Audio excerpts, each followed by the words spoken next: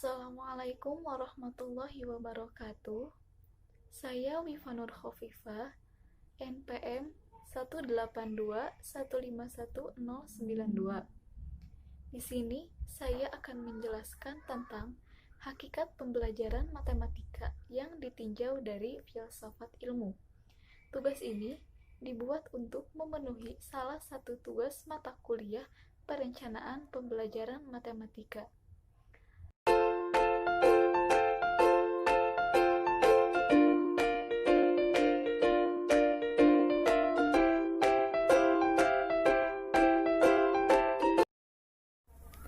Langsung saja ke materinya. Di sini saya akan menjelaskan tentang filsafat ilmu dan hakikat matematika, ontologi hakikat pembelajaran matematika, epistemologi hakikat pembelajaran matematika, dan aksiologi hakikat pembelajaran matematika. Yang pertama, ada hakikat matematika. Matematika diambil dari bahasa Yunani, dan perkataan itu mempunyai akar kata mathema, yang berarti pengetahuan atau ilmu. Secara umum, dapat ditegaskan sebagai penelitian pola dari struktur, perubahan, dan ruang. Tak lebih resmi, seorang mungkin mengatakan adalah penelitian bilangan dan angka. Dalam pandangan formalis, matematika adalah pemeriksaan aksioma yang menegaskan struktur abstrak menggunakan logika simbolik dan notasi matematika. Pandangan lain tergambar dalam filosofi matematika. Kemudian, ada menurut Rus Effendi pada tahun 1980, matematika adalah ilmu berpikir deduktif karena matematika terorganisasikan dari unsur-unsur yang tidak didefinisikan, definisi-definisi, aksioma-aksioma, dan dalil-dalil di mana dalil-dalil setelah dibuktikan kebenarannya berlaku secara umum. Kemudian juga ada menurut Reis dan kawan-kawan pada tahun 1984. Menurut Reis dan kawan-kawan mengatakan bahwa matematika adalah telaahan tentang pola dan hubungan, suatu jalan atau pola pikir, suatu seni atau bahasa, dan suatu alat.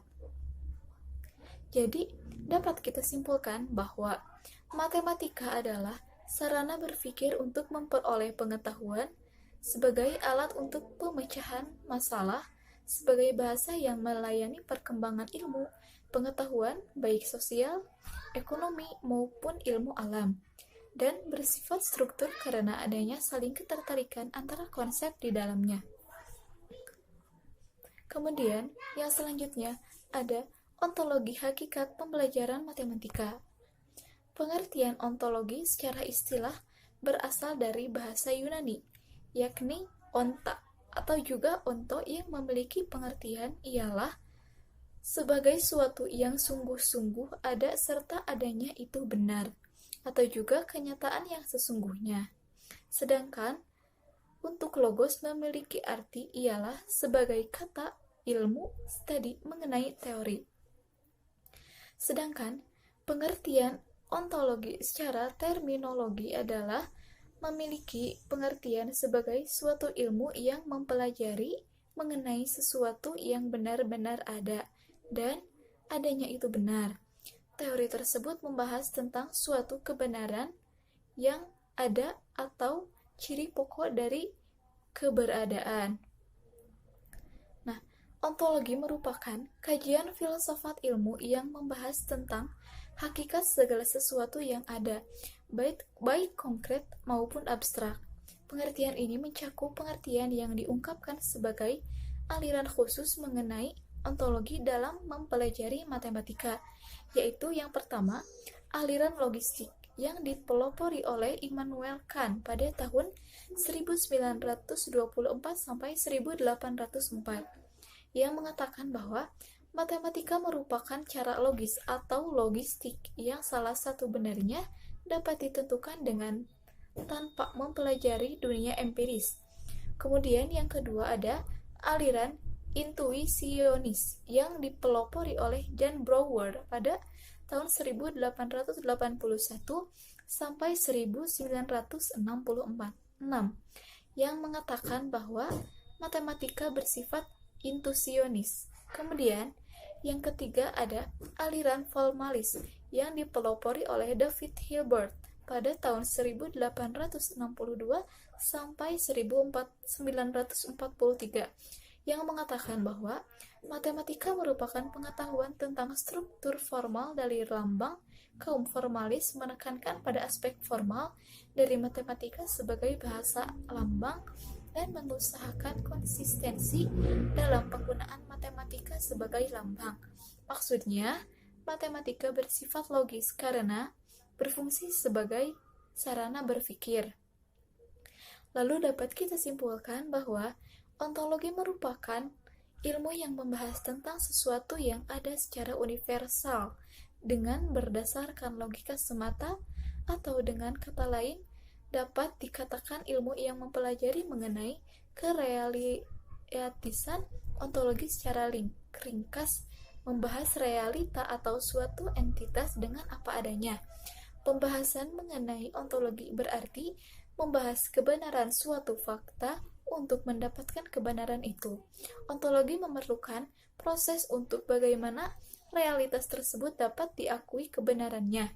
Untuk itu, proses tersebut memerlukan dasar pola pikir, dan pola berpikir didasarkan pada bagaimana ilmu pengetahuan digunakan sebagai dasar pembahasan realitas. Kemudian, yang selanjutnya ada ontologi hakikat pembelajaran matematika. Tujuan pembelajaran matematika yang pertama ada memahami konsep matematika, mengembangkan penalaran, mengembangkan kemampuan komunikasi matematis, dan memiliki sikap menghargai kegunaan matematika dalam kehidupan. Adapun karakteristik matematika sekolah menurut Sumardoyono pada tahun 2004. Ada 4 karakteristik di sekolah yang sekaligus membedakannya dengan matematika sebagai ilmu pengetahuan, yaitu penyajian, pola pikir, keterbatasan semesta, dan tingkat keabstrakan. Ontologi hakikat pembelajaran matematika. Adapun contoh dari ontologi matematika yaitu segala pengertian, pangkal, definisi, aksioma, dan teorema yang diturunkan dari aksioma tersebut, serta teori-teori ilmuwan beserta metode-metode penemuannya. Selain itu, ilmuwan beserta metode-metode penemuannya, segala sesuatu yang ada dalam matematika, seperti misalnya konsep pengetahuan matematika yang dibangun dalam pemikiran pelaku matematika berdasarkan pengalaman akan adanya objek matematika yang konkret dan objek matematika yang mengada, dan seperti teorema di dalam matematika yang dibuktikan secara logis, terstruktur, dan sistematis. Pembuktian teorema inilah yang merupakan salah satu contoh dari ontologi matematika. Ontologi matematika merupakan hal-hal atau aspek dalam proses pembelajaran matematika yang bersifat ada atau konkret. Dalam pendidikan matematika, proses pembelajaran matematika memiliki beberapa hal yang bisa dijadikan contoh ontologi pendidikan matematika. Contoh ontologi pendidikan matematika yaitu media pembelajaran matematika yang digunakan untuk mengajarkan konsep matematika kepada peserta didik. Yang selanjutnya ada epistemologi hakikat pembelajaran matematika. Adapun pengertian dari epistologi sendiri menurut bahasa. Jika ditinjau dari sudut pandang bahasa, epistemologi berasal dari kata episteme yang berarti pengetahuan dan logos yang berarti ilmu. Sehingga epistemologi dapat diartikan sebagai ilmu yang membahas tentang pengetahuan dan cara memperolehnya. Adapun menurut Brown pada tahun 2008 menjelaskan tentang karakteristik matematika, di antaranya yaitu kepastian. Misalnya, teorema yang membuktikan keterbatasan bilangan-bilangan prima tampaknya di luar dugaan merupakan hal yang pasti. Ilmu-ilmu alam tidak bisa melakukan hal seperti itu. Meskipun memiliki prestasi yang indah, fisika Newton telah gagal dalam mendukung mekanika kuantum dan relativitas, dan tidak ada manusia yang akan bertaruh terlalu berat dalam waktu yang panjang tentang teori itu. Matematika, sebaliknya, tampaknya satu-satunya tempat di mana kita manusia dapat benar-benar yakin kita sudah benar. Karakteristik matematika lainnya adalah objektivitas. Barang siapa yang pertama memikirkan teorema ini dan buktinya, ialah penemu yang hebat. Kemudian, ada cara lain untuk menggambarkan situasi ini dengan mengatakan bahwa teorema kita adalah kebenaran yang objektif yang telah dibuktikan, bukan hasil konvensi semata-mata. Bukti adalah hal yang terpenting. Dengan bukti, hasilnya akan pasti. Tanpa itu, kepercayaan harus ditangguhkan. Itu kekuatan matematika. Terkadang matematikawan percaya proposisi matematika meskipun mereka tidak memiliki bukti. Mungkin kita harus mengatakan bahwa tanpa bukti, proposisi matematika tidak dibenarkan atau tidak boleh digunakan untuk menurunkan proposisi matematika lainnya. Dugaan Goldbach adalah contoh. Ia mengatakan bahwa setiap bilangan genap adalah penjumlahan.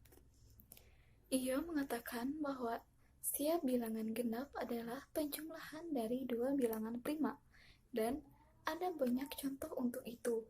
Misalnya, 4 merupakan hasil dari 2 tambah 2, kemudian 6 merupakan hasil dari 3 tambah 3, 8 merupakan hasil dari 3 tambah 5, 10 merupakan hasil dari 5 tambah 5, kemudian 12 merupakan hasil 7 tambah 5, dan seterusnya.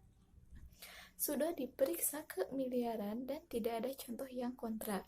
Tetapi hal tersebut bukanlah merupakan sebuah bukti, melainkan hanyalah eksplorasi induktif.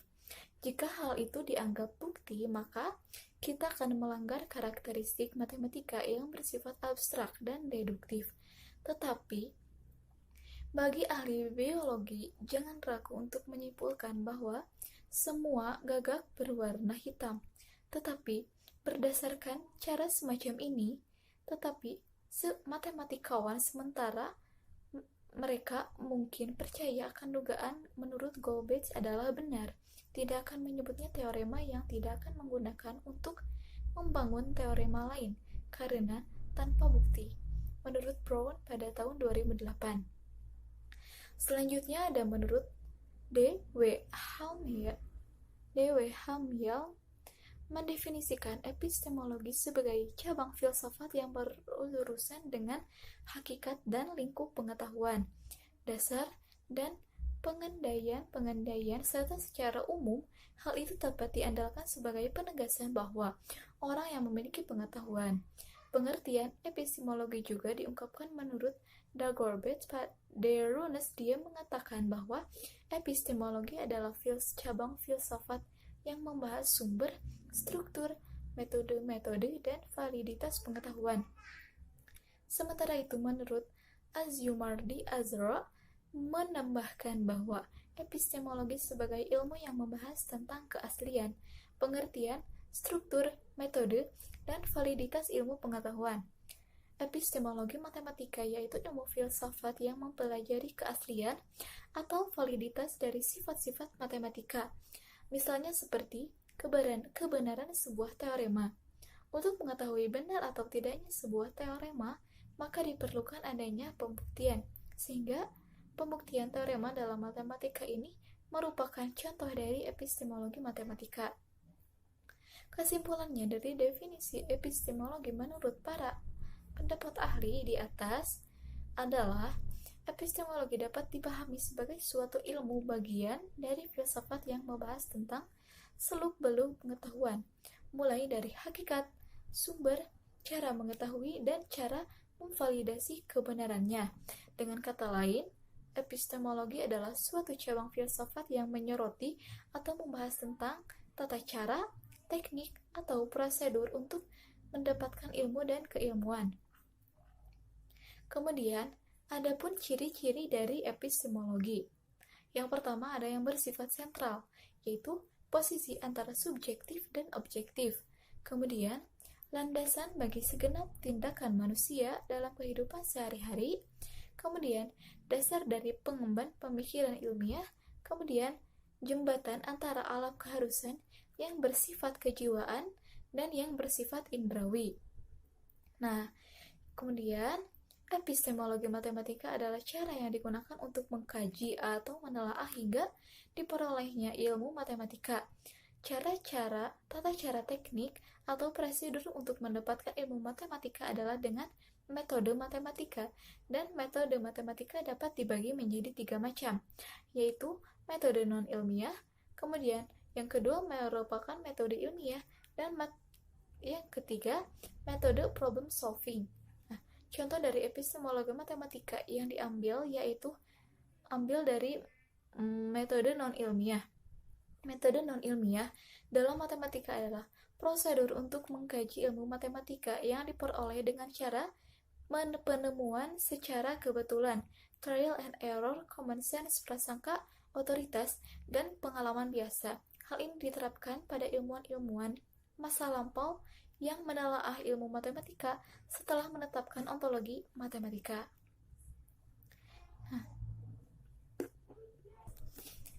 Epistemologi pendidikan matematika yaitu ilmu filsafat yang mempelajari keaslian atau validitas dari sifat-sifat pendidikan matematika. Keaslian atau kebenaran hal-hal yang termuat dalam proses belajar mengajar matematika, dengan kata lain, cara yang digunakan untuk mengkaji atau menelaah hingga diperolehnya ilmu pendidikan matematika. Contoh dari epistemologi pendidikan matematika saya ambil dari metode ilmiah. Nah, metode ilmiah dalam pendidikan matematika adalah prosedur mengkaji ilmu pendidikan matematika dengan memperoleh pengetahuan melalui pendekatan deduktif dan induktif. Pendekatan deduktif dalam pendekatan yang menggunakan logika untuk menarik satu atau lebih kesimpulan berdasarkan seperangkat premis yang diberikan. Sedangkan metode pendekatan induktif menekankan pada pengamatan dahulu, lalu menarik kesimpulan berdasarkan pengamatan tersebut. Lalu, misalnya seperti pengetahuan dasar matematika yang telah dipahami siswa sebelumnya, seperti pengetahuan dasar matematika, pengetahuan itu bersifat benar atau tidak. Nah, seperti itulah contoh dari epistemologi matematika. Yang terakhir, ada yang disebut dengan aksiologi hakikat pembelajaran matematika. Apa itu aksiologi? Nah, kata aksiologi ini berasal dari bahasa Yunani, yakni axios yang berarti nilai, serta logos yang memiliki arti ilmu atau teori. Jadi dapat diartikan bahwa pengertian aksiologi ini merupakan teori mengenai nilai. Nah, nilai yang dimaksud di sini ialah sesuatu yang dimiliki manusia untuk melakukan berbagai pertimbangan mengenai apa yang dinilai. Aksiologi merupakan cabang filsafat ilmu yang mempertanyakan bagaimana manusia menggunakan ilmunya. Aksiologi adalah istilah yang berasal dari kata Yunani, yaitu axios, yang berarti sesuai atau wajar, sedangkan logos yang berarti ilmu. Aksiologi dipahami sebagai teori nilai. Nah, menurut Jujun, mengartikan aksiologi sebagai teori nilai yang berkaitan dengan kegunaan dari pengetahuan yang diperoleh. Adapun definisi aksiologi menurut para ahli. Yang pertama, ada menurut Langeveld memberikan pendapat bahwa aksiologi terdiri atas dua hal yang utama, yaitu etika dan estetika. Etika merupakan bagian filsafat nilai dan penilaian yang membicarakan perilaku orang, sedangkan estetika adalah bagian filsafat tentang nilai dan penilaian yang memandang karya manusia dari sudut indah dan jelek. Yang kedua, ada menurut Jujun, aksiologi yang terdapat di dalam bukunya Filsafat Ilmu, sebuah pengantar populer, bahwa aksiologi ini diartikan ialah sebagai teori nilai yang berhubungan dengan kegunaan dan pengetahuan yang diperoleh. Kemudian, adapun menurut Sarwan mengatakan bahwa aksiologi adalah studi tentang hakikat tertinggi, realitas, dan arti dari nilai-nilai, kebaikan, keindahan, dan kebenaran. Jadi, dapat disimpulkan bahwa aksiologi adalah bagian dari filsafat ilmu yang mempelajari hakikat dan pengetahuan yang menyangkut tentang kegunaan ilmu. Aksiologi membahas nilai atau norma-norma terhadap suatu ilmu di mana yang baik dan yang buruk, atau benar dan salah, serta tentang cara dan tujuan. Aksiologi mencoba merumuskan suatu teori yang konsisten untuk perilaku etis atau ilmu tidak bebas nilai. Artinya, pada tahap tertentu kadang ilmu harus disesuaikan dengan nilai-nilai budaya dan moral suatu masyarakat sehingga nilai kegunaan ilmu itu tersebut dapat dirasakan oleh masyarakat dalam usahanya, meningkatkan kesejahteraan bersama dalam kehidupan, seperti kata-kata adil dan tidak adil, jujur dan curang. Pada umumnya, orang mengimbang nilai dengan kadar baik atau buruk, indah atau jelek. Nah, karena itu, nilai mengarahkan tindakan yang mendasari perbuatan dan pada gilirannya membantu prevensi nilai atau sistem nilai atau nilai. Yang selanjutnya, dalam ilmu matematika, menurut Marsigit pada tahun 2005, pendekatan aksiologis mempelajari secara filosofis hakikat nilai atau value dari matematika. Hal tersebut dikuatkan Adib yang menyampaikan bahwa landasan aksiologi berhubungan dengan penggunaan ilmu tersebut dalam rangka memenuhi kebutuhan manusia. Nah, dari pemaparan yang tadi dapat diperoleh kesimpulan bahwa aksiologi matematika yaitu ilmu dalam filsafat yang mempelajari tentang kebermanfaatan matematika dalam kehidupan, mengkaji tentang pemanfaatan dan aspek-aspek yang terkandung dalam matematika. Apa sajakah manfaat itu dan bagaimana efeknya dalam kehidupannya?